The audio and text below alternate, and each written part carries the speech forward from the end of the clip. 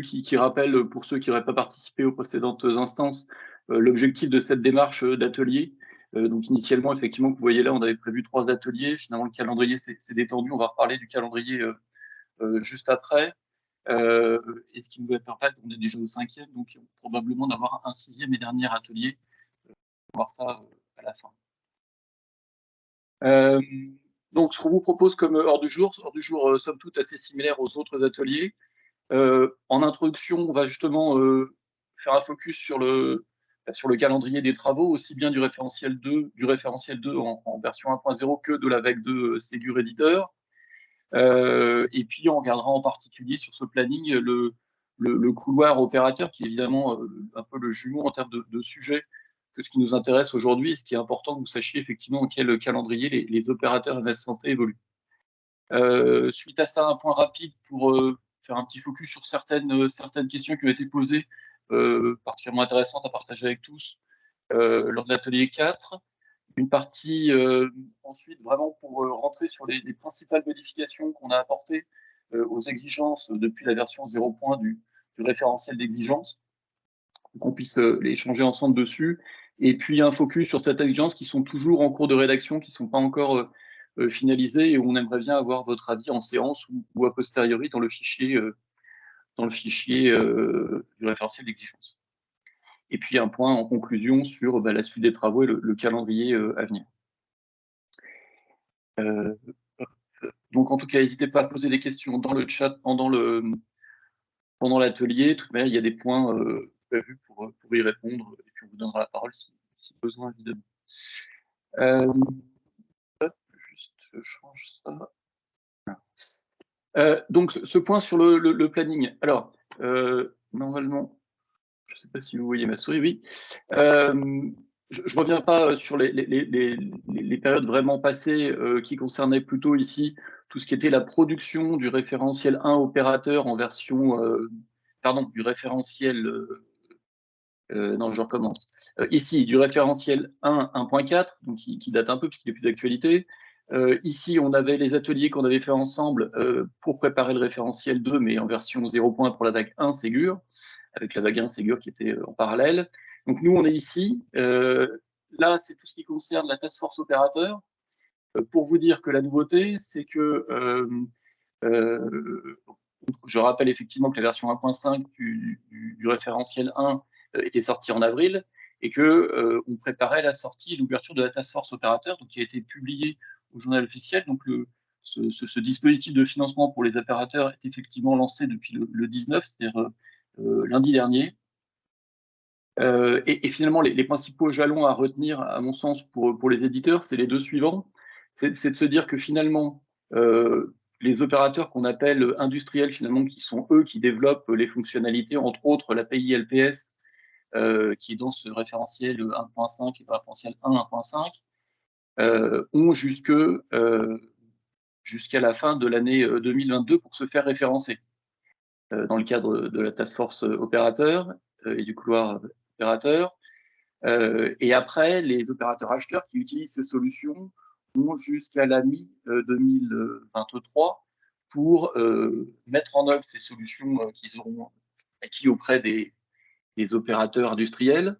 Et ce qu'il faut retenir pour vous, c'est que finalement, à échéance mi-2023, en tout cas c'est l'objectif, l'ensemble des opérateurs MS Santé proposeront des interfaces API LPS conformes avec ce qui devrait être demandé dans le cadre de la vague 2, ce qui concerne MS Santé.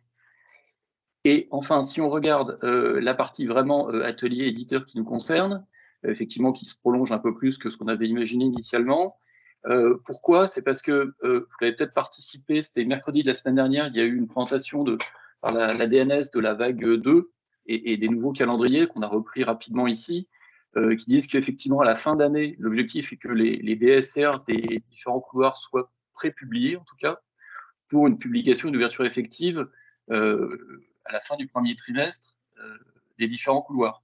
Ce qui veut dire que nous, notre objectif maintenant, c'est de publier le référentiel en décembre, le référentiel 2 1.0, qui nous occupe aujourd'hui, et donc de faire une concertation sur la version, on va dire, rédigée des exigences et du référentiel en novembre. Donc voilà, un décalage par rapport à ce qu'on avait pu vous présenter préalablement. Je ne sais pas s'il y a des questions déjà sur cette partie planning. Est-ce que c'est clair avant qu'on passe à la suite? Je vois pas de Rien dans questions le dans le chat chat. pour le moment, en tout cas. C'est ça, hein, je vois pas de questions dans le chat. Donc en tout cas, c'est peut-être des éléments que vous aviez déjà eu effectivement via ce webinaire de la semaine dernière. Donc, si c'est clair pour vous concernant la vague 2 et les liens avec MS Santé, je poursuis. Donc là, rapidement, revenir sur quelques questions qui ont été posées au cours de l'atelier 4, qui je pense qu'il est intéressant de partager avec tous. Donc, comme je disais tout à l'heure, on a publié effectivement ce compte rendu sur le site mssanté.fr, hein, avec les autres, évidemment, ateliers. Il y avait eu 14 questions, donc on a répondu à ces 14 questions dans ce fichier Excel. On en pointait 2 en particulier. Une question concernant finalement l'absence potentiellement, en tout cas pas dans tous les cas, d'un CDA en entrée pour les plateformes de type PFI, et en particulier vrai à l'hôpital, en tout cas dans la vague 1 Ségur, et donc la mise en garde que vous faisiez sur la possibilité de produire des indicateurs, en particulier ceux sur les formats de documents ou sur l'INS qualifié qui est transmis, et demandé en tout cas d'être transmis dans la vague 2. Donc ça, effectivement, c'est bien pris en compte. Il faudra qu'on va être vigilant, effectivement, savoir qu'est-ce qu'il va y avoir dans la vague 2 Ségur pour les PFI, pour évidemment que les exigences qu'on va produire de ce côté-là soient bien applicables, soient dérogatoires pour ces types de plateformes. Donc ça, c'est bien pris en compte.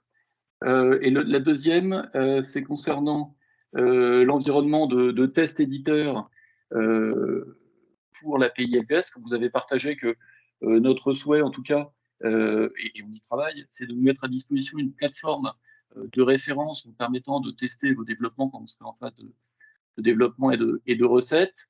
La question que vous avez été posée de savoir si c'était un environnement très orienté mailise ou si c'était effectivement un environnement un peu générique. Effectivement, ça sera bien mis à disposition par la ANS, mais ça sera bien un environnement de référence, ça ne sera pas un environnement Mélis, comme ce que peuvent connaître ceux qui utilisent l'environnement de formation Mélis pour l'interface LPS actuelle, et non l'interface API LPS. C'est bien notre objectif. Pour l'instant, on ne l'a pas mis sur le planning. On n'a pas encore de date de sortie de cet environnement. Mais en tout cas, on se met en disposition, en tout cas c'est notre objectif pour l'instant, d'avoir une première version, en tout cas, courant janvier, avant la sortie évidemment du Ségur, et pour que les développements puissent être anticipés pour ceux qui le souhaiteraient. Je vois qu'il y a une main qui est levée. Alors, je sais Oui. plus, oui. Oui, Laisse la bonjour, parole. Philippe Laguerre de Oui. Mindcare. Concernant le point 68, Oui. alors côté couloir hôpital, je pense que c'est côté éditeur de DPI, on a été plusieurs, je pense, à faire remonter qu'au contraire, on souhaitait une standardisation du Oui, tout à flux fait. de documents et où c'était vraiment le référentiel de transport des documents CDA qui Oui. était à rendre obligatoire, quoi. Complètement. D'accord, ok. Non, je me suis mal exprimé. Enfin, effectivement, c'est bien ce qu'on a compris, c'est bien ce que on a pu échanger avec la DNS, en tout cas. Oh, ben parfait, Par très contre, bien, je ne sais pas excusez-moi. effectivement les choix qui seront faits dans le cadre du couloir, en l'occurrence. Mais effectivement, si c'est bien ce choix-là qui est fait, ça veut dire que ça ne posera pas de problème pour les exigences qu'on essaie de monter. Mais voilà, on sait qu'il y a un point de vigilance là-dessus, en tout cas. Ok, parfait, très bien. C'était ça notre point. Oui, on est bien en phase. Parfait. Merci. Hop. Je regarde, est-ce qu'il y avait une question? Oui, une question. Les PFI hospitaliers ne sont pas logiquement certifiés via PSC. Oui, cette question a été mentionnée, ligne 12 de la synthèse, abordée en atelier, tout à fait. Et ben alors justement, effectivement, je vois votre question. On va en parler très rapidement, justement, concernant les transactions obligatoires, enfin du moins les MIE obligatoires. Donc je propose qu'on reprenne votre question à ce moment-là. Je crois que c'est assez proche, si ce n'est juste après. Très bien, donc je poursuis. Je ne vois pas d'autres questions pour l'instant.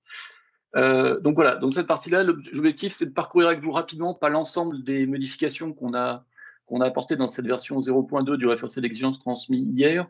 Au moins, si vous en pointez certaines, de toute manière, toutes les modifications sont mentionnées dans le fichier. On a bien essayé de laisser en rouge ou de barrer ce qui a été modifié pour simplifier la lecture, et puis une colonne statut qui permet vraiment de dire si l'exigence a été modifiée, ajoutée, supprimée depuis la précédente version. Donc, normalement, vous devriez vous y retrouver. Alors, c'est un extrait là ici de certaines exigences. On voulait vous montrer les principales qui ont été modifiées, voire ajoutées pour certaines depuis la précédente version. Alors, on avait 3 points mentionnés. Les 2 premières exigences, c'était la première qui existait concernant la version de TLS autorisée. La formulation, c'est des remarques que vous aviez fait, hein, la formulation n'était peut-être pas suffisamment explicite. Donc on a préféré en faire une autre. Finalement, maintenant, on a une exigence et une recommandation. L'exigence dit bien que côté LPS, c'est bien une obligation de supporter la version TLS 1.2, et là, on ne fait pas mention de TLS 1.3 ou d'une version supérieure. Par contre, on a une recommandation qui dit que, effectivement, TLS 1.3 peut être supporté en complément, mais il faut bien que 1.2 soit supporté, et c'est ce qui est indiqué dans la partie droite, c'est bien parce que côté référentiel opérateur, c'est bien la 1.2 qui est obligatoire, et donc si on veut une interopérabilité, il faut bien que tout le monde se retrouve sur la version 1.2 à minima. La version 1.3 étant possible des deux côtés, évidemment. Donc ça, c'est la justification. Vous nous direz dans les remarques si ça vous semble judicieux. Ensuite, là, c'est l'exigence qui porte sur l'autoconfiguration, hein. Pour rappel, l'autoconfiguration, elle est demandée côté opérateur à tout opérateur. C'est une exigence obligatoire. Dans la précédente version, on mettait que c'était, je crois, une recommandation. Là, on l'a passé en exigence. Alors, ça ne se voit pas dans le tableau ici, ça se voit dans le tableau général, mais là, le point, c'est de dire que ça serait une exigence obligatoire pour justement les LPS qui font des boîtes aux lettres personnelles ou organisationnelles, mais que ça serait optionnel pour les boîtes aux lettres applicatives, puisque c'est moins utile, moins nécessaire. C'était aussi des points que vous aviez remontés. Et ensuite, la 1.7 ici, donc là, c'est plutôt des reformulations. Effectivement, on avait utilisé un terme, empêcher le professionnel de continuer à utiliser de façon nominale son système. Effectivement, il y a des cas où il n'y a pas de professionnel directement derrière le système concerné. Donc, on a tenté d'autres formulations. Vous nous direz si c'est mieux ou si vous voyez encore des difficultés à ces formulations. Et puis, pareil pour la suivante. Alors, je ne sais plus effectivement quelle était la précédente formulation, là, je ne la vois plus. Mais là, c'est pareil, c'était aussi suite à des remarques de votre part. On a essayé de rendre la formulation plus explicite. Pareil, si vous avez encore des remarques là-dessus, n'hésitez pas à nous le dire dans vos retours. Donc ça, c'était pour vous pointer et faciliter un peu la lecture du fichier. Je regarde s'il y a des questions. Non. Donc, j'avance sur la suite. Donc ça, c'était... Alors voilà, l'autre élément ici, c'est on a ajouté des nouvelles exigences qui n'étaient pas, en tout cas, qui avaient peut-être été échangées entre nous, mais il n'y avait pas de proposition de formulation. Donc elles sont nouvelles dans cette version. Une exigence donc, sur justement, on avait parlé, hein, le dispositif qui permet de mettre fin à un échange avec mon espace santé à l'initiative du professionnel, donc côté LPS. Qu'est-ce qu'on a retenu comme formulation? Lucien doit pouvoir positionner un en-tête, donc XMSS MES, dans les messages envoyés vers un patient avec la valeur fin. Voilà, c'était à peu près ce qu'on avait envisagé ensemble, je crois. Après, ici, on a mis quelques explications, et en particulier le fait qu'il faudra être vigilant pour les éditeurs de ne pas envoyer successivement, très rapidement, un message de données de santé suivi d'un message de fin qui ne contiendra pas de données de santé, parce qu'on n'est jamais sûr, évidemment, avec messagerie, que ce n'est pas le deuxième message qui va être traité en premier par le destinataire. Et une autre mise en garde, oui, une autre mise en garde, alors on ne l'a pas mis sous forme d'exigence pour l'instant, parce qu'on n'a pas standardisé le message, c'est de bien dire que si le LPS envoie un message de fin sans données de santé, sans envoyer un document structuré ou un document tout court au patient, il faudra prendre garde à bien utiliser un objet et un corps de message compréhensible par le patient, puisqu'il lui-même va voir le message. Donc, un message dans lequel il faut expliquer que l'objet du message est de mettre fin, ou de mettre un terme aux échanges. Vous nous direz aussi si vous pensez qu'il serait bon qu'on standardise ce message pour tous.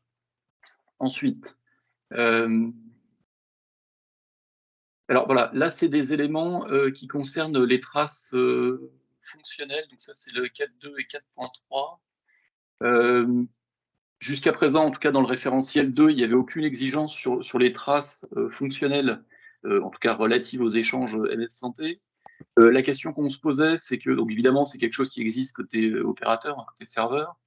On se demandait, on voulait votre connaissance là-dessus. On sait qu'il y a des exigences aussi SSI dans le cadre de la vague 2 qui sont peut-être un peu redondantes. On essaie de voir si effectivement on doit conserver celle-ci ou on peut s'appuyer uniquement sur les exigences SSI, donc ça c'est pas complètement arrêté. Et on se demandait si finalement on ne portait pas sur les LPS déjà à l'heure actuelle, via d'autres référentiels ou d'autres obligations, des exigences de traçabilité qui feraient que finalement ces exigences-là seraient un peu inutiles. Je ne sais pas si vous avez un avis là-dessus, n'hésitez pas à prendre la parole si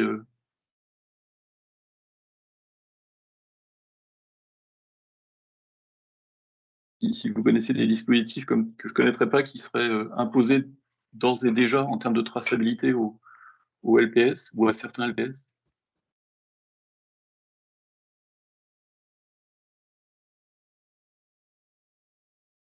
Oui, Monsieur Salvetti.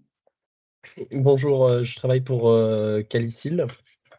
Notamment, on a un système de traces, je crois que c'est une norme, enfin une exigence Ségur, hein, mais on est censé, enfin je peux me tromper, hein, mais Non, on vérifiera.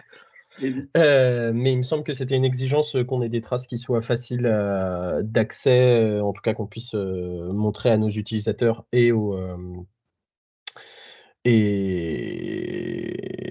à nous quoi, d'accès, enfin qu'on puisse y accéder, excusez-moi, un peu compliqué. Ouais, côté administrateur quoi, ou exploitant. Ouais. Voilà, c'est ça.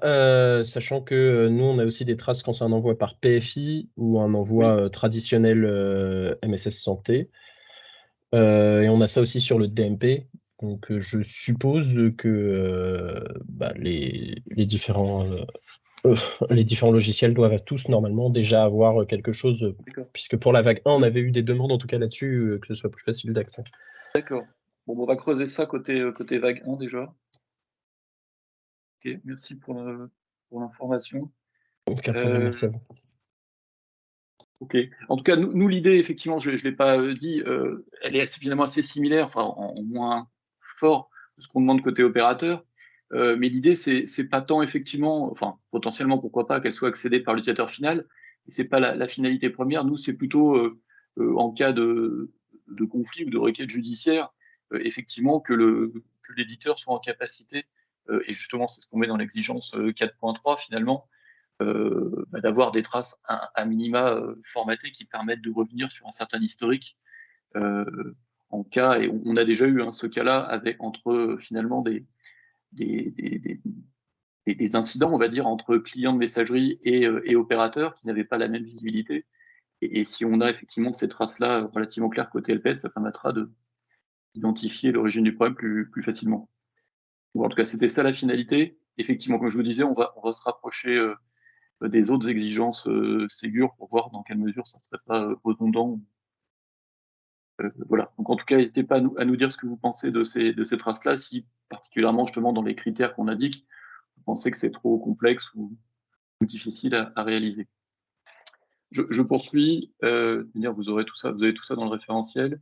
Là aussi, on voulait votre avis. Pour l'instant, on n'a pas encore complètement défini cette exigence. Ça concerne l'encodage. On avait déjà dans le référentiel 2 en version 0.1 une exigence sur la partie texte du message qui devait être encodé en UTF-8. On a eu quelques problèmes d'interopérabilité sur le transport effectivement du message et les problèmes d'encodage du message. Je voulais savoir si effectivement certains acteurs autour de la table avaient une expérience finalement dans le domaine sur ce codage du transport des messages. Parce qu'on n'a pas trouvé pour l'instant encore beaucoup d'éléments très. Voilà, on n'est pas encore très sûr de notre exigence formulée de la sorte. Je vois qu'il y a une main levée que je n'ai pas vue tout à l'heure. Monsieur Lagarde. Oui, c'était concernant les traces. comme il y a plusieurs systèmes, il y a une chaîne Oui, de traçabilité parce qu'il y a l'opérateur qui, je suppose, qui fait des oui, traces. c'est Dans le cas ça. d'hôpital, on aura la PFI plus le DPI. Ce serait Ouais. peut-être quand même intéressant d'avoir un niveau de cadrage de ce qu'on doit tracer. Pour pas qu'on se Mais retrouve par exemple oui, à faire des duplications, peut-être par exemple de tout le mail reçu. Ou voilà, comme il y a toute une chaîne d'applications différentes, ça serait intéressant d'avoir quelque chose d'un petit peu plus précis que ça sans doute. Par type de référencement. alors, effectivement, c'est quelque chose que je n'ai pas encore abordé là pour l'instant. C'est que justement, vous verrez juste après que jusqu'à présent, effectivement, on n'avait qu'un seul tableau d'exigence en pensant que la plupart allaient se retrouver dans le référentiel. Et là, on a vu qu'on avait eu besoin finalement de découper. C'est ce que vous voyez dans le référentiel 02 que vous envoyez. Il y a 2 onglets maintenant. Il y a premièrement les exigences qui, pour nous, pour l'instant, ont vocation à se retrouver dans le référentiel parce qu'applicables à tout couloir. Et puis, il y a des exigences où on pense qu'elles ne peuvent pas être applicables à tout couloir et qui seront plutôt des exigences finalement de certains couloirs, relatives à MS Santé évidemment, euh, mais qu'on ne pourra pas mettre dans le référentiel. Alors pourquoi je dis ça? C'est parce que justement, ces exigences de traces, euh, justement, elles-mêmes seront peut-être effectivement pas les mêmes dans toutes les TF et ça dépendra aussi des autres exigences qu'il pourrait y avoir sur la traçabilité dans chaque couloir. On ne veut pas effectivement faire quelque chose de redondant entre nos exigences MS Santé et des exigences d'un couloir. Donc voilà, donc là, je pense que là, on verra, il y a une phase maintenant de concertation avec les couloirs sur les exigences socles, dont MS Santé. Et je pense que c'est à cette occasion-là qu'on va réussir à converger sur quelque chose de cohérent avec les couloirs. Et voilà, ce qu'on voulait nous en tout cas expliquer côté MS Santé, justement pour des différents couloirs, c'est qu'il y avait ce besoin de traçabilité qu'on ne voyait pas trop jusqu'à présent dans les couloirs Ségur. Peut-être qu'on a raté quelque chose côté vaccin, visiblement. Mais voilà, en tout cas, c'était l'idée. Donc ça veut dire que ce n'est pas encore une version figée, hein. C'est toujours en construction. Mais vous avez raison.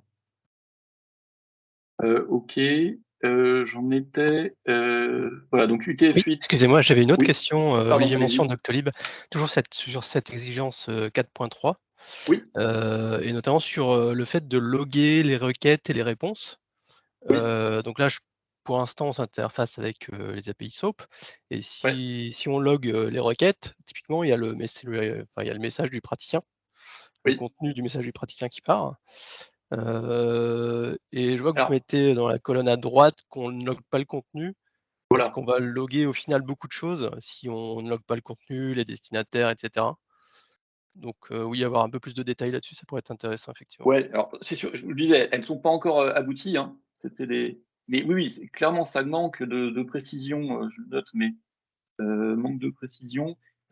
Parce que effectivement, nous, ce qui nous importe, effectivement, c'est de savoir quelle est l'action demandée à l'opérateur, suivant la transaction, ce sera plutôt de la PLPS généralement, mais pas que. Mais effectivement, il ne faut pas non plus tracer trop d'éléments. Je dirais que côté opérateur, puisqu'on a déjà des traces côté opérateur, ce qui est acceptable ou accepté comme trace, c'est effectivement l'émetteur, le destinataire, le redatage fatalement, mais pas l'objet du message ni le corps du message. OK, Et effectivement, ça impeccable. demande d'être précisé. Merci.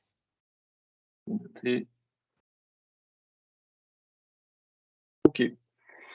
Voilà, en tout cas, si vous avez des éléments sur cette notion d'encodage transverse du transfert, n'hésitez pas à nous en faire part en retour d'ici vendredi.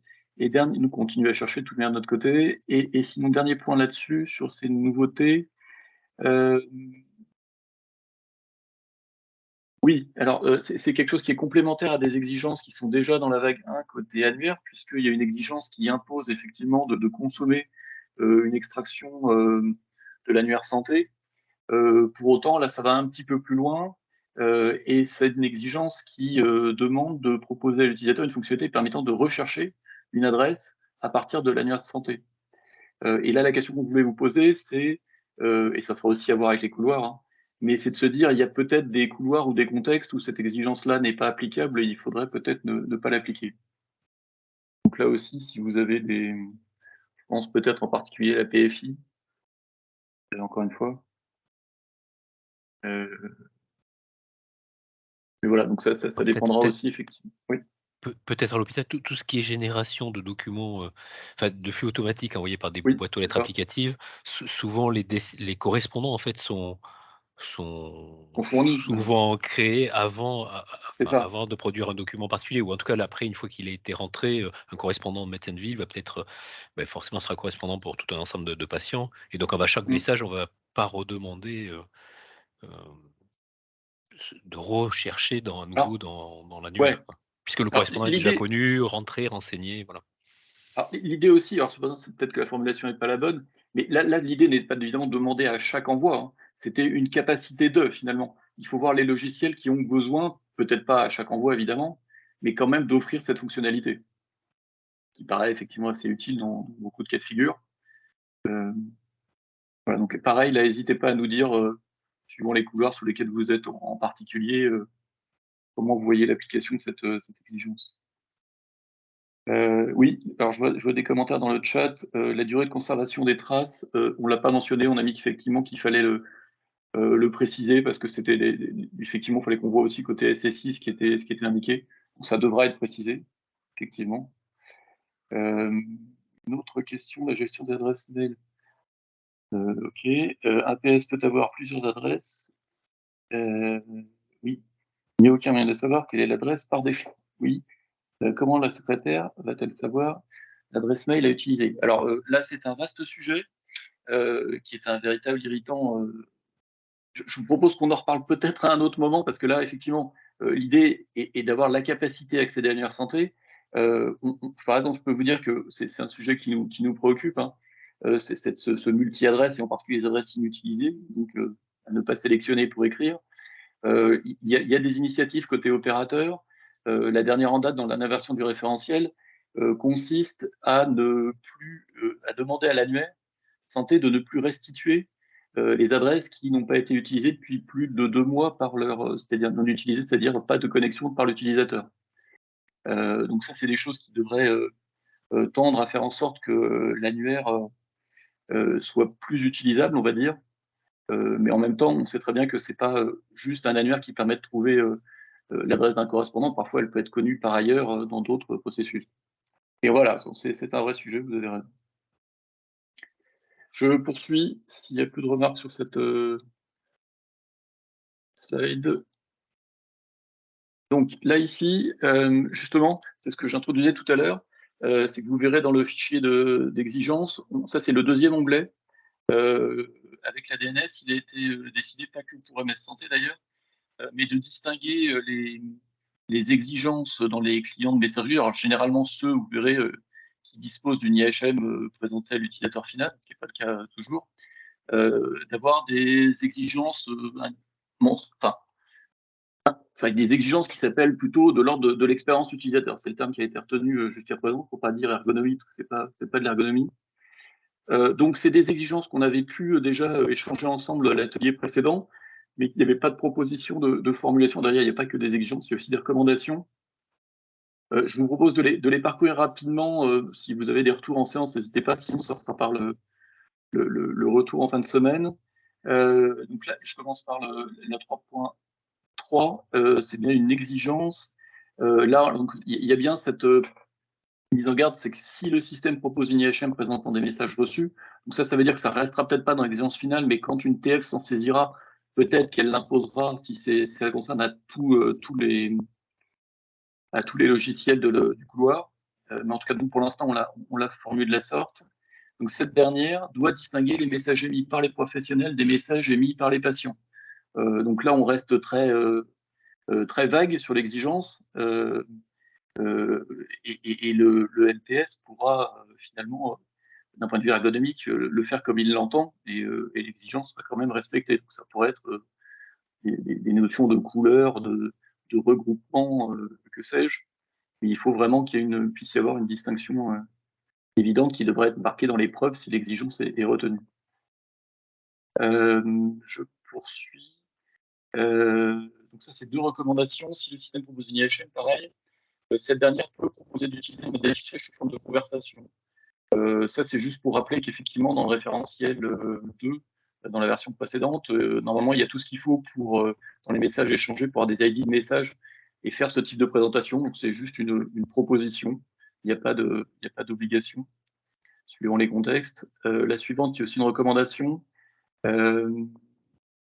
pareil, c'est le même type d'exigence et une indication qui va un peu de soi, mais qui dit qu'effectivement, évidemment, il peut être proposé à l'utilisateur plusieurs modes de tri dans ces vues proposées aux utilisateurs. Ensuite, une exigence dont on avait parlé aussi la dernière fois, c'est une exigence justement, en tout cas toujours une fois pour un utilisateur humain, de masquer le préfixe de l'objet des messages, qui est utile évidemment pour un traitement automatisé, mais qui ne l'est pas du tout pour un professionnel. Et donc là, ce qu'on proposait, c'était de masquer donc cette chaîne qui est une chaîne fixe pour tous nos messages avec des pièces jointes IHE, XDM, CDA, pour simplifier l'affichage à l'utilisateur. Ça serait une exigence. Ensuite, 3.8. Alors, là, c'est une exigence effectivement qui méritera aussi peut-être d'être précisée sur les modalités. Mais en tout cas, c'est quel que soit le contexte, de s'assurer que un message émis qui n'a pu être délivré au destinataire, il y aura bien une notification, quelle qu'en soit la forme, dans le système émetteur avec le motif de l'échec. C'est quelque chose qui nous semble important, même si ça peut différer beaucoup d'un logiciel à l'autre.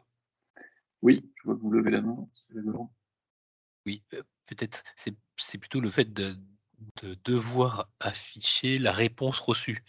Typiquement, par exemple, si on a un mail qui est envoyé avec une demande d'accusé de réception, Ouais. si jamais le système destinataire n'envoie pas l'accusé de réception, évidemment, le client qui aura mis le message ne pourra rien afficher. Or, on avait vu que, par exemple, là, visiblement, il y avait une difficulté avec Microsoft. Donc voilà, dans la forme, c'est-à-dire l'exigence devrait être plutôt comment je traite les réponses des envois, plutôt que avoir la responsabilité d'afficher le motif de l'échec que peut-être on ne recevra jamais.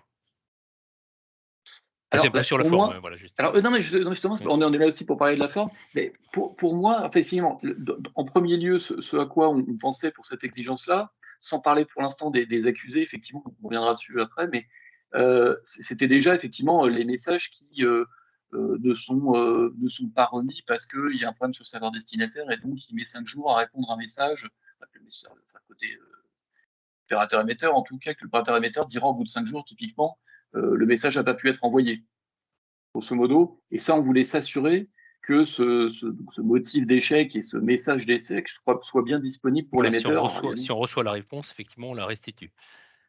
Mais après, il y aura Voilà, tous les alors, cas où on effectivement. n'aura pas de réponse. Évidemment, ça arrive fréquemment. Effectivement, il faut peut-être distinguer dans cette exigence-là la notion d'accusé, parce que moi, je ne couvrais pas la partie accusé de réception. D'accord.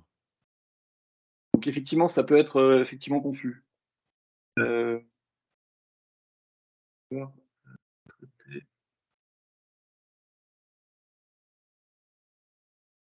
Ok. Ok, je comprends. On va voir comment on peut l'adapter pour pas que ça soit. Parce qu'effectivement, le cas de l'accusé de réception n'est pas le même. Effectivement, il ne peut pas y avoir d'obligation d'afficher quelque chose. Par contre, dans le cas de l'accusé de réception, est-ce que ce sera l'exigence, je sais pas. Mais dans le cas de l'accusé de réception, en tout cas, l'émetteur est capable de dire qu'il y a eu une demande d'accusé de réception, mais qu'il n'y a jamais eu de retour. Ça, c'est possible. Ok. Oui, au bout d'un certain délai, oui. Ouais, c'est ça. Oui, dans un certain délai. Ok, bah c'est noté pour cette remarque. La prochaine, 3.9. Alors, toujours pareil avec cette même condition. Là, ça concerne les échanges avec mon espace santé. Là, l'objectif, on en avait déjà parlé, je crois, c'est de se dire que finalement, qu'est-ce que le LPS, quand il reçoit un message de mon espace santé, va être capable d'afficher concernant le patient si effectivement il n'est pas connecté à un référentiel d'identité tout de suite. Et on se disait qu'une bonne pratique serait de dire que finalement, il ne faut pas afficher uniquement aux professionnels l'INS extrait de l'adresse mail du patient, parce que c'est peu parlant, mais de bien afficher en complément le nom, prénom, et le matricule extrait de l'adresse, et le nom, prénom, parce que mon espace santé fournit le nom, prénom dans le champ from du message. Donc on se disait que c'était déjà sans doute une bonne pratique, sans dire qu'après il fallait peut-être effectivement aller récupérer depuis l'INS qualifié les traits d'identité du patient s'il y a un référentiel d'identité côté LPS. Donc là aussi, on est preneur de vos avis sur cette formulation, en tout cas, d'exigence. Je vois qu'il y a une question. Y a-t-il possible d'avoir une liste des erreurs à gérer au minimum, boîte inconnue, boîte pleine? Justement, c'est toute la difficulté effectivement de cette formulation. En plus, les formulations vont dépendre des serveurs, des opérateurs de messagerie. En tout cas, pour l'instant, ce qu'on voudrait, c'est qu'en tout cas, le message de retour puisse être affiché. Après, qu'on soit capable de traiter l'information du message de retour de manière plus évoluée, je ne sais pas si c'est atteignable dans l'immédiat. Préciser nom, prénom, usage ou de naissance. Oui, alors en l'occurrence, là on revient sur la 3.9. C'est une bonne question. On le précisera. C'est effectivement le nom qui est transmis par mon espace santé, puisqu'il le transmet dans tous les cas. Effectivement, il faudra qu'on pose la question à mon espace santé si c'est le nom de naissance ou le nom d'usage qui est transmis. Ok. Voilà. Après, effectivement, il pourrait y avoir une exigence un peu plus riche, je vous dis, qui permettrait d'aller chercher dans le référentiel d'identité locale les traits d'identité plus complets, on va dire, en particulier que la date de naissance qu'on n'a pas avec cette proposition. Je poursuis. Le système. Voilà, donc là l'idée, c'est toujours un échange avec. Alors, 3.8, je prends la question d'abord. Sur une boîte applicative, on peut notifier l'utilisateur courant, mais du coup, pas forcément celui qui a envoyé le message. Tout à fait. C'est pour ça qu'il faut qu'on fasse une exigence qui soit adaptable effectivement au contexte. Disons que c'est peut-être une information effectivement qui n'ira. Ouais. C'est la bonne question. On la note aussi pour trouver une formulation applicable. C'est toujours la difficulté, aussi bien au système automatisé qu'au système interactif, quoi. Vous avez raison. Je passais donc à la 3.10. Décrire un patient. Voilà, donc là, l'idée, c'est toujours un échange avec mon espace santé. Là, l'idée, c'est de demander au LPS, effectivement, de permettre de construire l'adresse destinataire du patient avec l'INS qualifié à partir du dossier patient, quand il y a un référentiel d'identité du moins, pour simplifier l'émission du message et s'assurer aussi qu'on part bien d'un INS qualifié. Donc là aussi, la formulation est peut-être à améliorer. Et on faisait un rappel, effectivement, pour l'instant, il y a une dérogation, effectivement, l'INS peut encore, jusqu'à la fin de l'année, être saisi avec quelques contrôles complémentaires. On est en train de voir quelle sera la future dérogation, future formulation de la dérogation. Mais c'est lié au fait qu'effectivement, on souhaite passer avec l'usage des INS qualifiés. Je vois qu'il y a une main levée, monsieur Théo. Oui. Oui, excusez-moi, donc Calice à nouveau. La question, c'est plus pour les traits d'identité qu'on Oui. récupère. Jusque-là, par exemple, pour le DMP, nous, on doit attendre d'avoir du coup un INS qualifié. Ouais. Si on a un INS récupéré et que pour une raison ou une autre, le téléservice INSI ne permet pas de qualifier ou qu'on n'a pas la qualification, du coup, il ne faut pas pouvoir permettre donc votre exigence 3.10. Là, on ne doit pas pouvoir reconstruire l'adresse mail automatiquement avec les informations qu'on a. On ne le fait que dans le cas de qualifié. Alors, oui, alors, effectivement, en tout cas, c'est bien l'objectif de l'exigence telle qu'elle est formulée là. Ce que je disais justement, et ça, vous pouvez revoir dans le référentiel 2, dans la version actuelle, la 0.1, il y a une dérogation, effectivement, qui permet quand même, finalement, à l'heure actuelle, puisque le déploiement n'est pas généralisé d'INS qualifié, de quand même écrire sans INS qualifié. Donc ça, c'est l'exigence, je dirais, cible. Mais à l'heure actuelle, il était permis, effectivement, de fonctionner sans INS qualifié, mais à ce moment-là, il fallait Alors, de mémoire, hein, il faut que dans le logiciel, si l'INS n'est pas qualifié à la source, il faut qu'il y ait un message qui s'affiche au professionnel, lorsqu'il est humain évidemment, qui lui affiche la date de naissance du patient. Et il y a un deuxième contrôle, oui, et il y a la clé de lune de l'INS qui doit aussi être, du matricule INS qui doit être vérifié. Donc c'était possible, mais avec des contrôles complémentaires. Ok. Juste, moi, il y a un truc où j'ai un peu Oui. du mal à savoir. Dans le cas où Oui. les traits d'identité qu'on récupère via l'INS ne suffisent pas, qu'est-ce qu'on fait? Ils suffisent pas pour qualifier. Non, pardon, c'est dans quel cas? Non, dans le sens où Pardon. on a bien récupéré l'INS et on a bien pu s'assurer que c'est la bonne personne avec, j'en sais rien, son passeport. Ouais. Mais on est dans un cas où les informations qu'on récupère via le service, le téléservice INSI ne donnent pas toutes les informations pour faire l'adresse mail MSS Santé. Je suppose que c'est un cas qui arrivera quasiment jamais, hein. C'est juste si jamais il nous manque des informations, est-ce qu'on complète avec les informations qui ont été remplies en saisie de demande ou qu'on a récupérées grâce à la pièce d'identité, ou qu'est-ce qu'on fait? Alors, je suis pas sûr de saisir parce qu'en fait, pour nous, là, si on parle effectivement de la capacité à écrire à un patient, pour construire l'adresse, il faut le matricule INS. Oui. Ça, c'est suffisant. Il n'y a pas besoin d'autres traits d'identité, je dirais, techniquement, pour construire l'adresse. Après, ce qu'on vous dit, c'est qu'effectivement, pour avoir le droit, entre guillemets, d'émettre le message, il faut que l'INS soit qualifié ou, s'il n'est pas qualifié, d'avoir les 2 mesures dont je parlais sur les Les vérifications de la dérogations. clé. Voilà. Mais je ne vous suis pas sur d'avoir des traits complémentaires. Parce que les 5 autres traits ne sont pas utilisés. De toute manière, si elle est qualifiée, vous avez tous les traits, les 5 ou 6, ça dépend comment on les compte, traits obligatoires. Ouais. Bah, c'était juste que nous, pour l'instant, en tout cas, Ouais, dans certains tests qu'on avait faits, ouais, on pouvait avoir, j'en sais rien, un trait qui avait que le nom d'usage et pas le nom de naissance, ou d'accord. des choses comme ça. Et dans ces Ouais, cas-là, du coup, que si on doit se baser sur le nom de naissance, parce que là, ce qui compte comme ouais. adresse mail, c'est ça, bah, du coup, on l'a potentiellement pas. Vous Bah, voyez? si vous voulez, on va revenir parce qu'il y a une exigence spécifique justement sur Ah, la bah, manière pardon. de.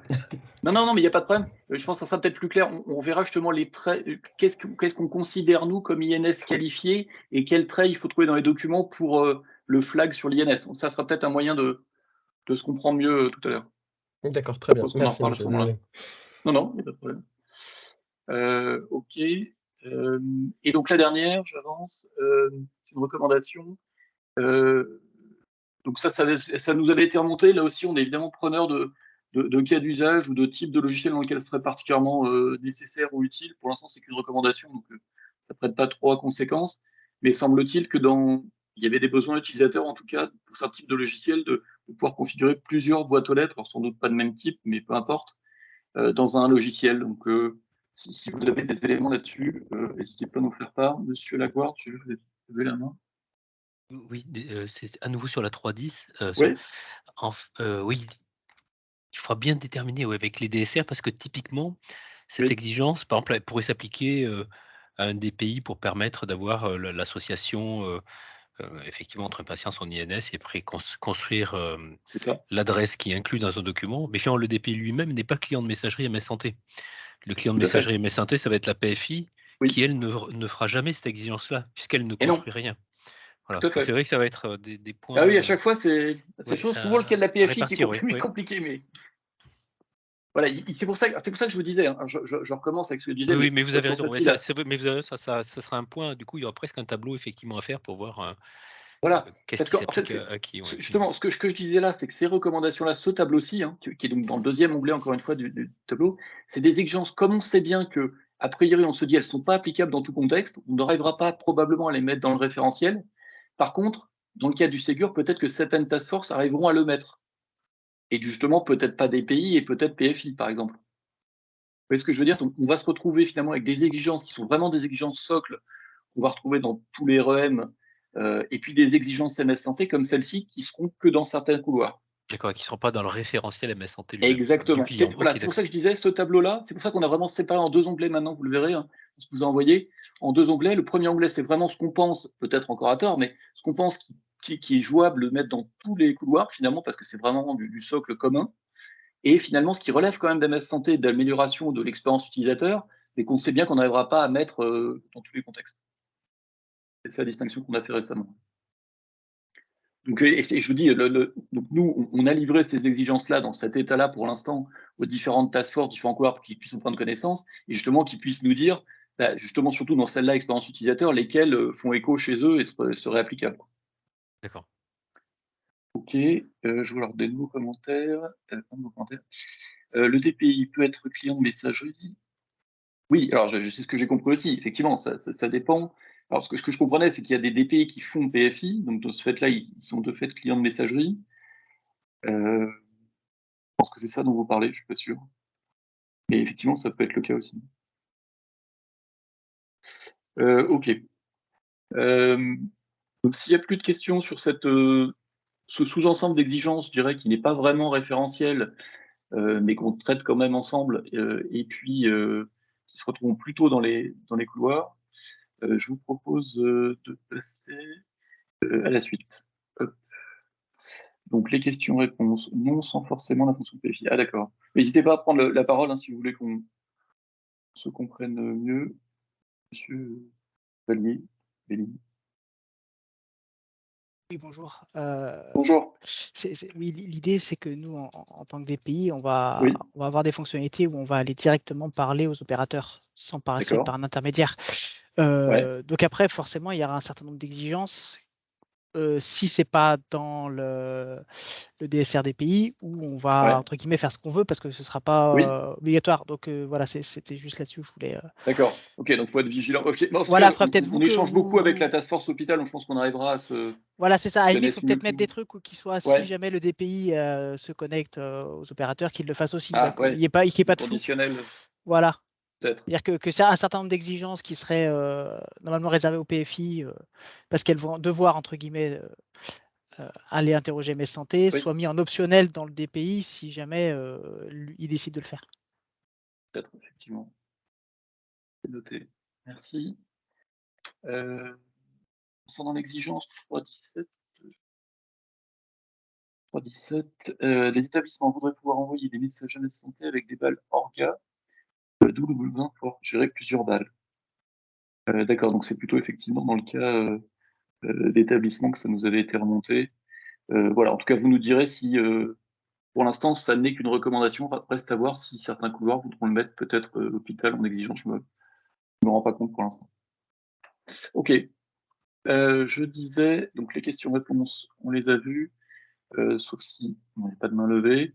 Donc maintenant, une partie effectivement, pour faire un focus, alors on a déjà eu pas mal d'exigences, hein. Ça c'était pour faciliter la prise en main du fichier. Là, vraiment, on voulait faire deux, trois focus effectivement spécifiques. Alors, le premier, justement, j'en parlais tout à l'heure, faire un point finalement sur les interfaces API LPS, mais pas que. Dans le sens, l'idée étant de savoir, puisqu'il faut qu'on détermine une position pour le référentiel et puis aussi pour les RM, côté client de messagerie, que donc déjà un rappel, comme vous l'avez compris, l'API LPS, il y a bien deux interfaces distinctes avec deux moyens d'identification et authentification distincts. Pour ce qui consiste d'accéder à des boîtes aux lettres personnelles et organisationnelles, c'est bien un milieu pour Santé Connect qui est utilisé et uniquement. C'est-à-dire que ça limite l'usage à des cartes,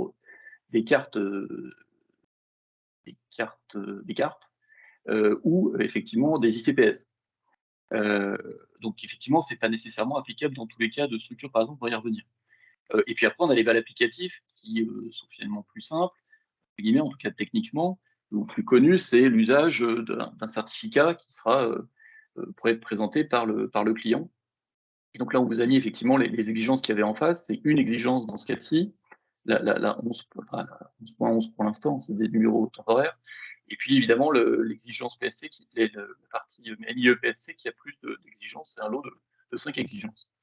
Ce qu'on rappelle aussi, c'est qu'il y a toujours une recommandation, la 1.12 pour l'instant, qui laisse la possibilité justement d'utiliser une interface propriétaire. Alors pour l'instant, elle n'est peut-être pas encore très bien formulée, mais elle dit que c'est possible si effectivement le référentiel d'identification électronique d'APG-CCI est respecté en termes de moyens d'authentification. Et on imagine c'est pour laisser la porte ouverte malgré tout à des échanges entre LPS et opérateurs, on va dire, dans des contextes, en particulier établissements, où le moyen d'attente PSC n'est pas encore applicable, n'est pas applicable du tout. Donc ça, c'était ce qu'on avait défini entre nous. Ce qu'on voulait aussi vous rappeler, c'est que côté opérateur, donc là, le référentiel en version 1.5, le référentiel 1, version 1.5, qui s'applique actuellement dans le couloir Ségur jusqu'à BI 2023. Qu'est-ce qui a été défini? C'est que chaque opérateur doit nécessairement implémenter BAL personnel et organisationnel avec le BIEPSC. Par contre, l'interface BAL applicative reste optionnelle, un peu comme c'était le cas jusqu'à présent. Ça, c'était plutôt un rappel. Et donc là, nous, ce qu'on essaie de se déterminer, c'est la position qu'on devra avoir dans le référentiel et aussi dans la REM.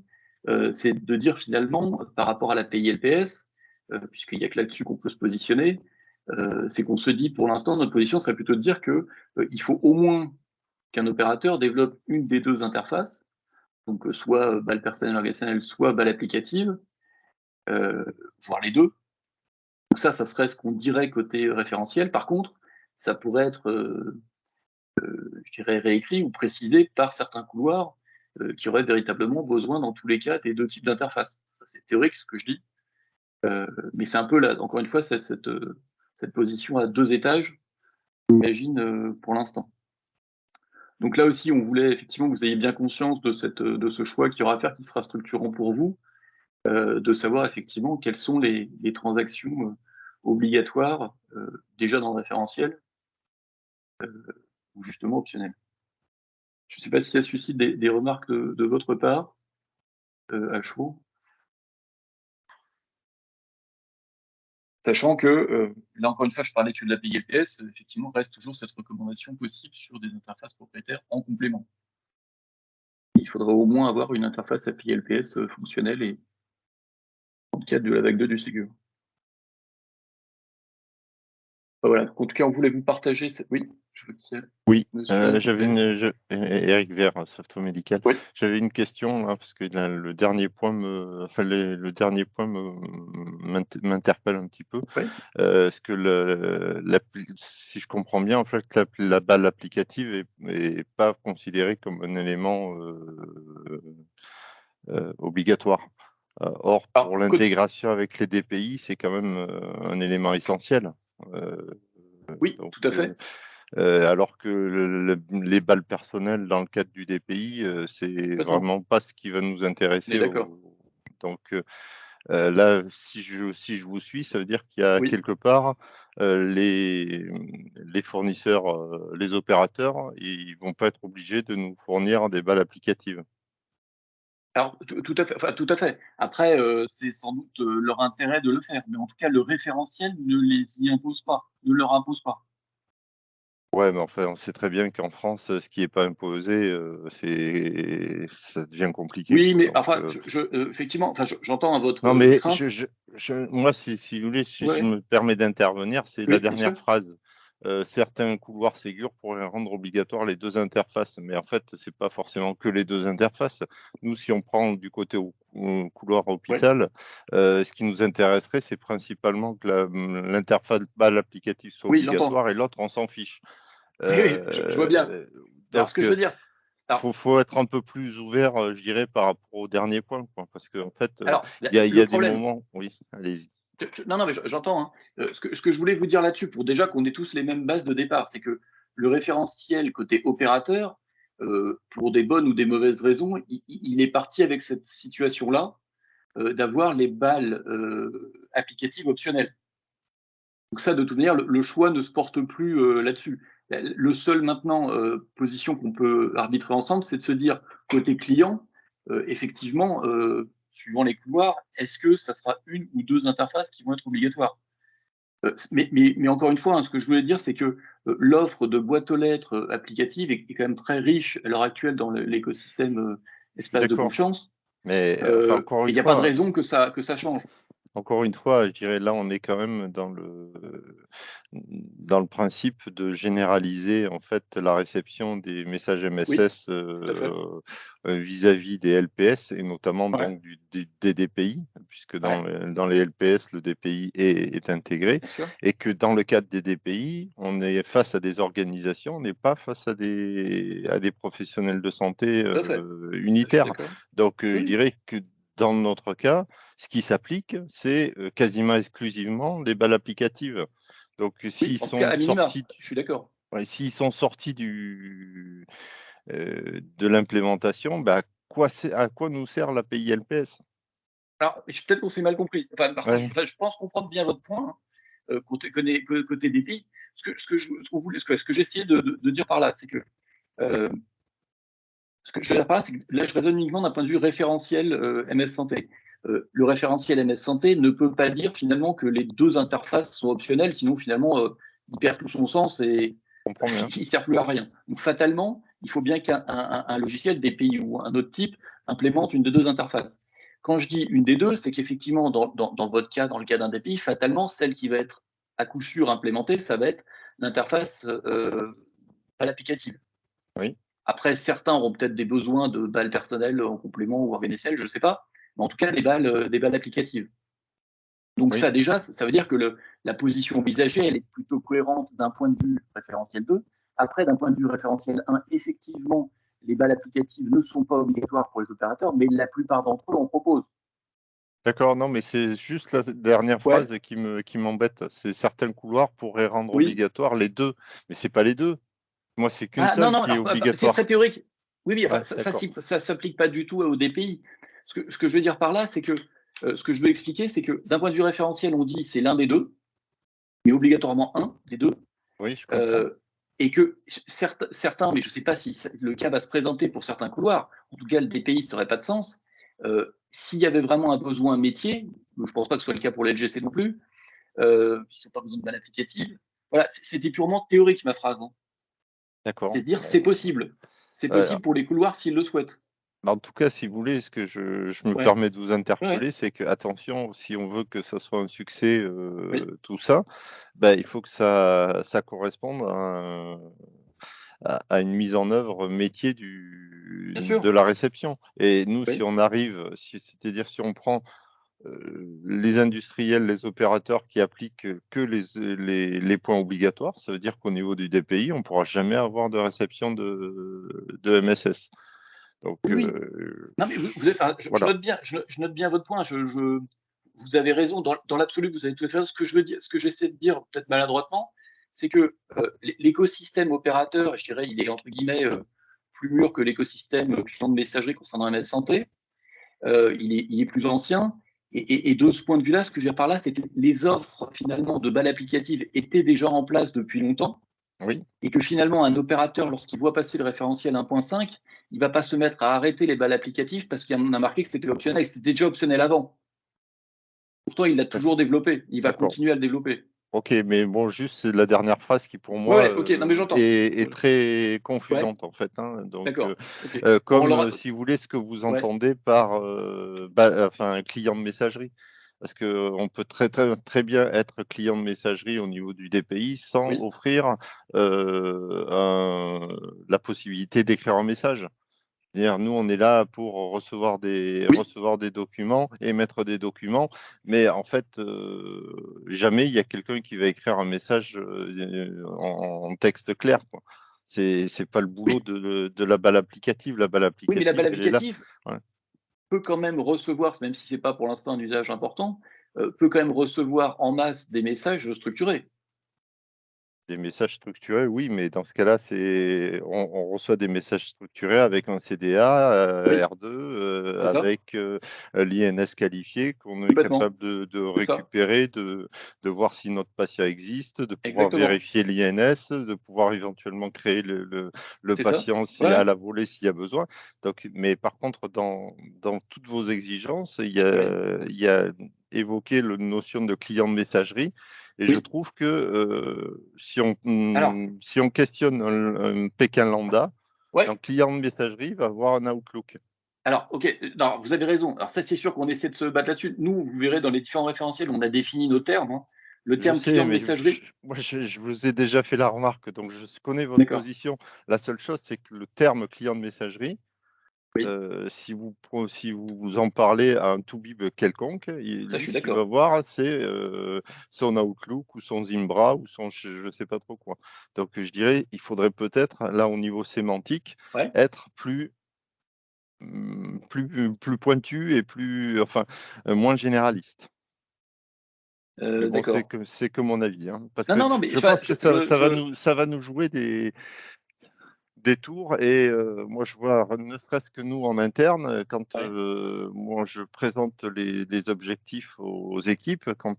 quand je parle de client de messagerie, qui voit client de messagerie, il y a toutes les équipes qui disent mais comment on va être obligé d'intégrer un Outlook à l'intérieur Non, c'est du pas le cas, ouais. DPI? Non, mais oui, mais je sais que c'est pas le cas. Non, non, mais tout à fait, Mais j'entends. par contre, je vous garantis que c'est une lutte D'accord. de tous les jours. Donc, Ok, si on ok. pouvait essayer au niveau D'accord. sémantique et d'être plus précis, ça serait bien. Ok. Mais je Bah, vais arrêter de. non, non, mais on va voir ce qu'on. Ok, il faudra qu'on affiche de nouveau. C'est vrai que nous, on faisait cette distinction entre la partie IHM de consultation et client de messagerie. Bon, mais effectivement, elle semble pas claire, Ok. partagée, Alors, quoi. et puis bon, je vous dis pas si quand je discute avec des DSI ou Ouais. des médecins. Alors là, clients de messagerie, eux, Oui, oui, ça, je suis d'accord. ils envisagent même pas que ça soit autre chose qu'un Outlook. Donc, D'accord. je dirais si on pouvait essayer Ok. d'éclaircir, ça évitera plein de problèmes par la suite. Non, mais ce sera peut-être l'occasion dans cette version 2 du référentiel. Il faut qu'on voit effectivement revoie peut-être nos définitions. Ok, Vous avez merci raison. bien. Ok, c'est noté en tout cas. Merci. Alors, qu'est-ce que je disais? Oui, bah voilà, donc j'en avais fini sur cette. Alors, est-ce qu'il y avait une question complémentaire, Marc? On en était où? Il y a plusieurs balles, ça c'est fait. L'interface balle applicative pourrait-elle être obligatoire pour les opérateurs des établissements de santé? Seront déployées des applications de DCPFI? Bah, je crois que j'ai répondu à ça tout à l'heure, entre guillemets. Malheureusement non, puisque c'est déjà parti en l'état dans le référentiel 1. Mais je pense que c'est pas problématique pour autant, mais je comprends la question. Si un opérateur gère des balles applicatives en version 1.5, alors il sera bien obligé de mettre en place l'interface. Il ne pourra pas rester uniquement son API. Alors oui, tout à fait. Effectivement, tel que c'est, j'ai bien vérifié la manière dont sont formulées les exigences dans le référentiel 1. Effectivement, il y a marqué, je ne l'ai pas repris, mais il y a marqué si l'opérateur fournit des balles applicatives, alors il doit être conforme avec l'API LPS. Donc il est obligé d'être avec l'API LPS, pour autant il a le droit en plus d'avoir une API propriétaire. Mais dans tous les cas, même ceux qui ont des API propriétaires sont obligés de développer l'API LPS. Voilà, j'espère que j'ai répondu à la question. Je poursuis, il nous reste 20 minutes. Oui, alors ça aussi c'est un sujet pas nécessairement très simple, et on aimerait avoir votre avis. Pour l'instant, vous verrez dans le référentiel en version 0.2 qu'on vous a transmis, on a laissé trois exigences ici qui sont assez générales et qui ne sont pas abouties sur justement les besoins d'accusés ou du moins de retour de la part du destinataire. Donc la première, elle porte sur la capacité à demander un accusé, sans dire de quel type pour l'instant. La deuxième, la capacité de répondre à cet accusé lorsqu'il est demandé. Et la troisième, potentiellement, de rapprocher les accusés de messages émis initialement. Donc, parce qu'on sent bien qu'il y a un besoin, mais d'un point de vue métier, il diffère aussi sans doute peut-être d'un couloir à l'autre. En tout cas, avant d'en venir aux questions, les rappels qu'on voulait faire, c'est que, vous le savez sans doute, il y a trois types d'accusés possibles, du moins pour l'émetteur, qui peut être demandé par l'émetteur. L'accusé de réception, qui est déjà intégré dans le référentiel en version 0.1, qui est retourné par l'opérateur destinataire, non pas par le LPS. L'accusé de lecture, qui est retourné par le LPS destinataire, avec ou pas un acquittement de l'utilisateur s'il y a un utilisateur humain. Et puis, quelque chose qui est défini dans le cadre d'Interop, dans le volet échange, qui est peut-être moins connu de tous, que j'appelle moi l'accusé de bonne intégration, c'est pas le nom qu'il a dans le document, qui théoriquement, en tout cas, sur un mécanisme similaire à ce technique, en tout cas l'accusé de lecture, permet d'indiquer à l'émetteur que le document CDA finalement qui a été envoyé au système cible a bien été intégré dans le système cible par le système cible destinataire. Oui, donc je revenais aussi donc, sur ce qu'il y avait dans le référentiel actuel.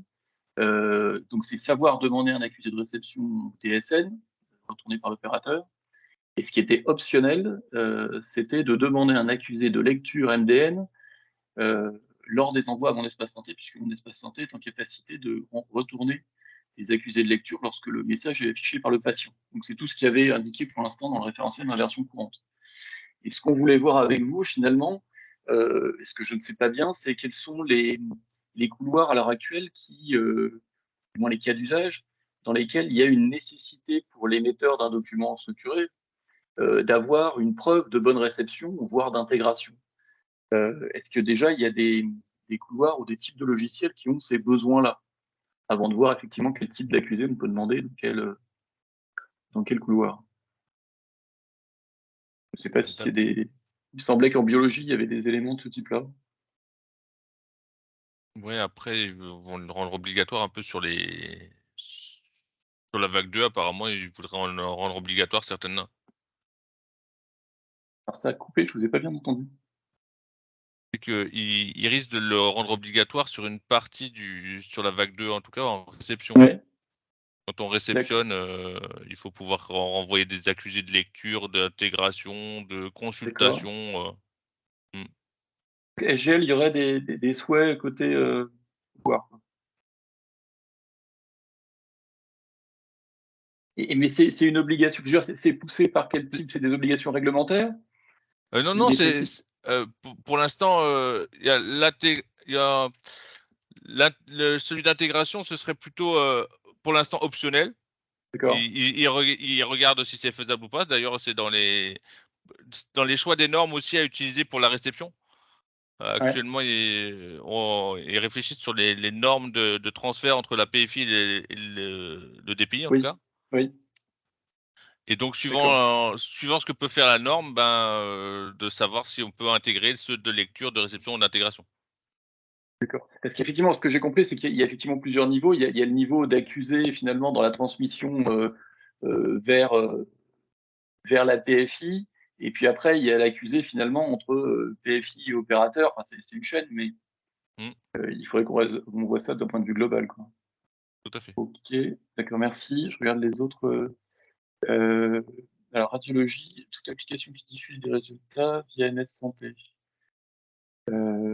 D'accord, donc il y a une obligation réglementaire côté radio, c'est ce que je comprends? Non, c'est pas réglementaire, c'est juste fonctionnel. Fonctionnel, d'accord. Et c'est je veux dire, en vague 1, c'était quelque chose qui était déjà en place? Pardon, je n'ai pas entendu. Non, je me demandais, en vague 1, c'est quelque chose qui était traité comme ce sujet des accusés? Malheureusement, non. Non. D'accord. En vague 1, il y avait. C'est ce qu'on demande pour la vague 2. Ouais. Ok. Ok, c'est noté.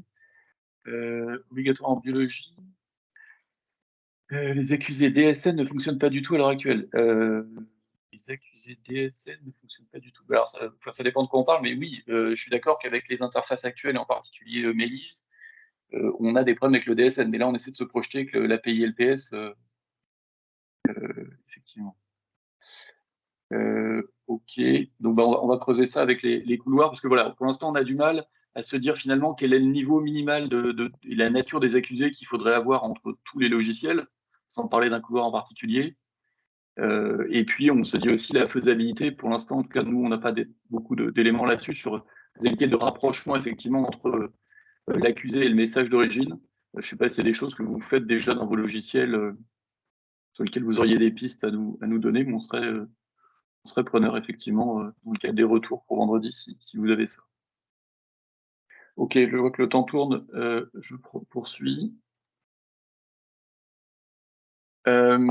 Alors, quelque chose d'un peu plus rapide, on voulait faire un petit point sur, justement, on en parlait tout à l'heure, sur cette capacité pour les logiciels à nous dire dans un besoin d'indicateur, si effectivement le document qui transite dans un message dispose d'un INS qualifié. On avait fait une précédente formulation, on l'a modifié ici, et finalement, la nouveauté, finalement, c'est que déjà, on ne demande cette en-tête SMTP particulière que dans le cas où il y a un document IHE-XDM CDA en pièce jointe, puisque ça paraît trop compliqué et pas nécessairement utile si on a un PDF brut ou un document non structuré. Et le deuxième point, c'est ce qu'on met dans la partie droite ici, qu'on vous soumet, et c'est pour voir la faisabilité, évidemment, pour les logiciels de répondre à cette exigence. Finalement, il faudrait, pour être capable de positionner ce flag, oui ou non, sur la présence d'un INS qualifié, vérifier que dans l'entête CDA, on a bien un INS qualifié, et pour ce faire, vérifier que les champs nom de naissance, donc là c'est mentionné, les noms de naissance, premier prénom, date de naissance, sexe sont bien renseignés, ainsi évidemment que le matricule et l'OID du matricule. Donc c'est comme ça qu'on a essayé de formuler l'exigence pour l'instant. Évidemment, il y avait cette question dont on a déjà parlé tout à l'heure, de se dire évidemment si une PFI n'a pas de CDA en entrée, c'est pas possible, mais en même temps, dans ces cas-là, on lui demande pas de positionner l'entête, puisque c'est pas applicable. Ça pourrait quand même marcher, même si on n'aurait pas d'informations, mais vu que c'est pas structuré, on n'aurait pas l'info. Donc voilà, ce qu'on voulait voir avec vous, pareil, hein, c'est peut-être dans le fichier de retour pour vos cas précis, et c'est de se dire est-ce que cette règle-là vous paraît applicable pour vous, et puis surtout applicable dans tous les contextes, si on met ça comme une exigence référentielle. Je vois pas de remarques là-dessus. Si, Magali Mignon, cela ne devrait pas être nécessaire de faire un contrôle sur l'INS, car il s'agit. Alors, bonne remarque que je n'ai pas précisé. En fait, rien n'empêche, contrairement au DMP, de faire transiter un document de santé sans INS qualifié via INS santé. D'où justement la raison d'être de cet indicateur, en fait. Je ne sais pas si vous voulez prendre la parole, mais... Oui, effectivement, l'INS qualifié pas obligatoire pour envoyer un message MSS. Ouais. Par contre, logiquement, vous n'avez pas le droit d'envoyer un INS. Vous pouvez envoyer, dans ce cas-là, votre identifiant local. Alors, l'INS, pour moi, ne doit pas être envoyé tant qu'il n'est pas qualifié. Alors, le matricule, moi, ce que je sais, c'est que le matricule INS, effectivement, ne doit pas être envoyé s'il n'est pas qualifié. Donc, ce qui veut dire qu'effectivement, on peut quand même avoir un CDA, un en-tête CDA qui n'a pas d'INS qualifié, mais qui est quand même effectivement un identifiant patient. Tout à fait. Mais du coup, il n'a pas le même OID. Donc, je pense que le contrôle de l'OID est suffisant pour savoir que c'est un INS qualifié. Ah.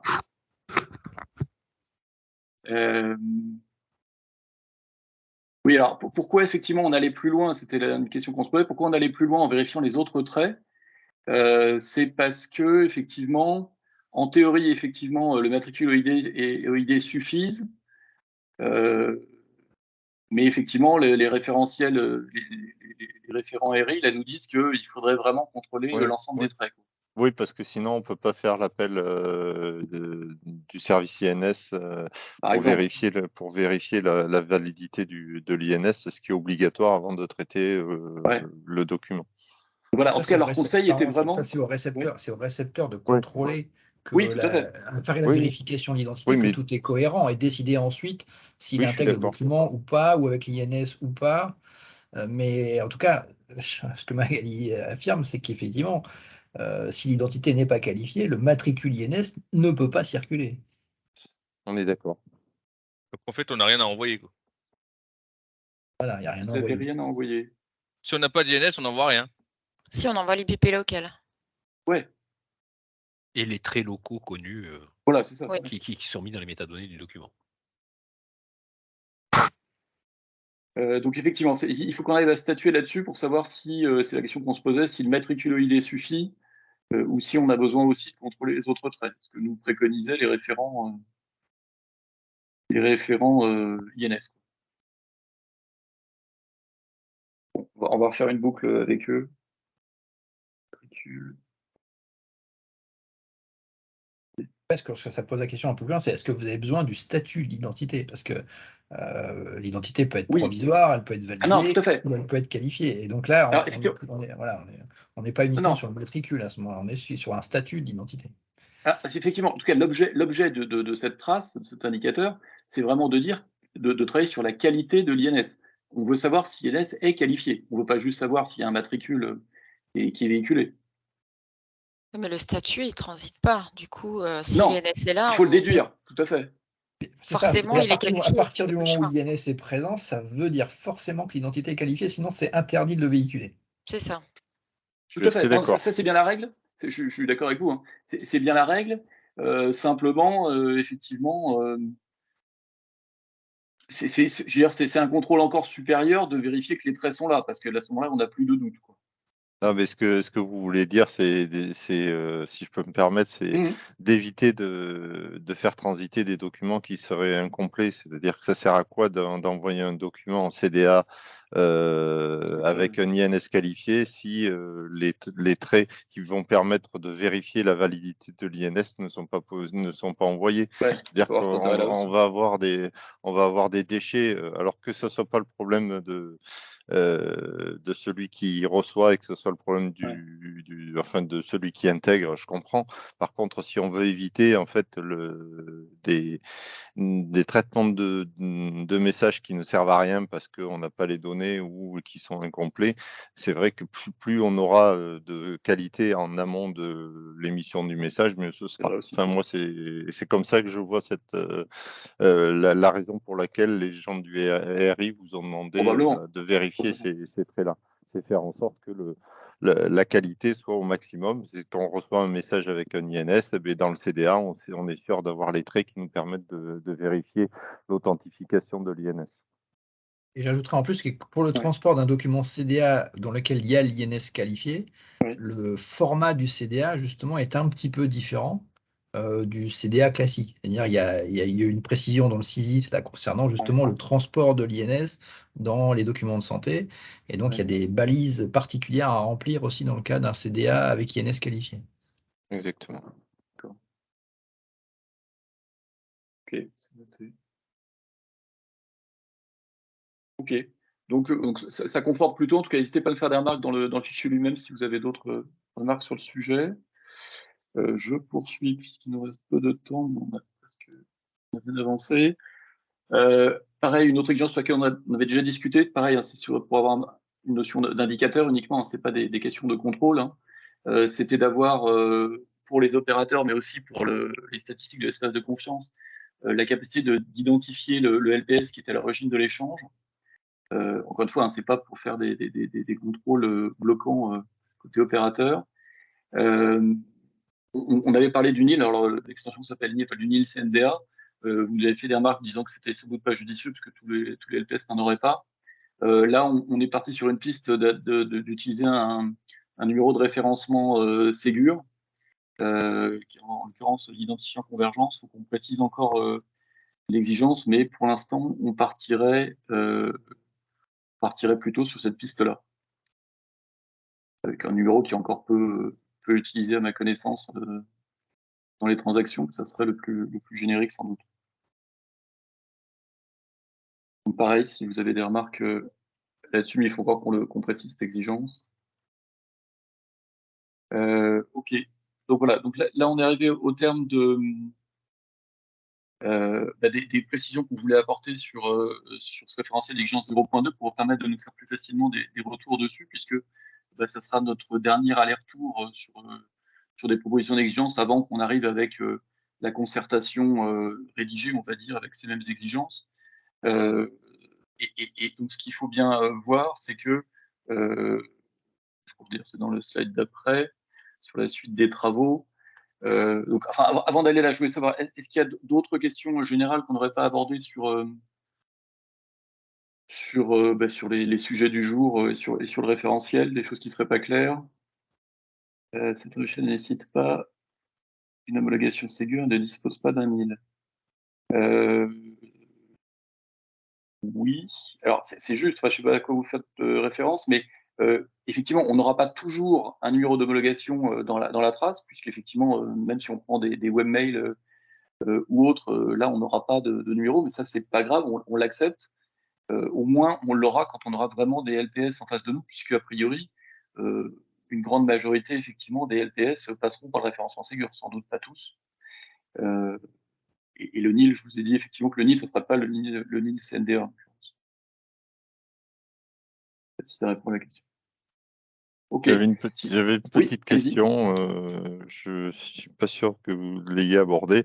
Avant l'été, on avait parlé de la mise à disposition d'une plateforme qui nous permettrait de faire les tests. Oui. Où c'est que vous en êtes Oui, tout à fait. Alors, j'en ai parlé un peu tout à l'heure. Oui, mais je suis arrivé 5 minutes en retard, je suis désolé. Mais pas de problème. Non, alors je vous mettais ça sur le... En fait, ce que je disais, c'est quand je parlais du planning général. Donc là, ce qu'on disait, c'est qu'effectivement, la publication de ce référentiel, notre objectif pour l'instant, c'est que ce soit courant décembre, avec la concertation dont on parlait juste avant. Et donc, pour l'instant, on n'a pas de date précise à vous donner, puisqu'on n'a pas... on est encore en phase de conception de l'outil. Mais notre objectif, c'est en tout cas de mettre à disposition, alors peut-être pas une version complète, on verra comment on peut faire, mais du moins une première version à disposition courant janvier 2023.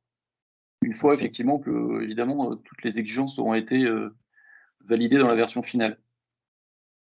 Pour l'instant, je ne peux pas vous en dire beaucoup plus.